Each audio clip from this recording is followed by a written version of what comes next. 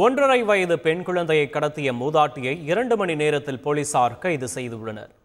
திருவாரூர் மாவட்டத்தைச் சேர்ந்த கௌதமி என்பவர் தனது குழந்தைகள் மற்றும் சகோதரி முத்துலட்சுமியுடன் சமயபுரம் மாரியம்மன் கோயிலுக்கு வந்தனர். அப்போது 2 குழந்தைகளை சகோதரியிடம் ஒப்படைத்துவிட்டு கழிப்பறை சென்றுள்ளார்.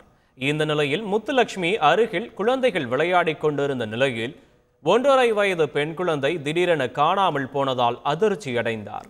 அக்கம்பக்கத்தில் தேடி பார்த்தும் குழந்தை கிடைக்காததால் காவல் நிலையத்தில் புகார் அளித்துள்ளனர். விரைந்து செயல்பட்ட காவல்துறையினர் கோயில் அருகே சந்தேகமான முறையில் குழந்தையுடன் நடந்து சென்ற தஞ்சாவூரைச் சேர்ந்த நீலாவதி என்பவரை பிடித்து விசாரணை நடத்தினர்.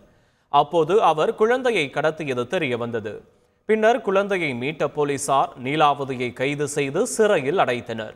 புகார் அளித்த 2 மணி நேரத்தில் கடத்தப்பட்ட குழந்தையை மீட்ட போலீசாருக்கு அப்பகுதி மக்கள் நன்றி தெரிவித்தனர். செய்திகளை உடனுக்குடன் தெரிந்து கொள்ள உடனே சப்ஸ்கிரைப் பண்ணுங்க.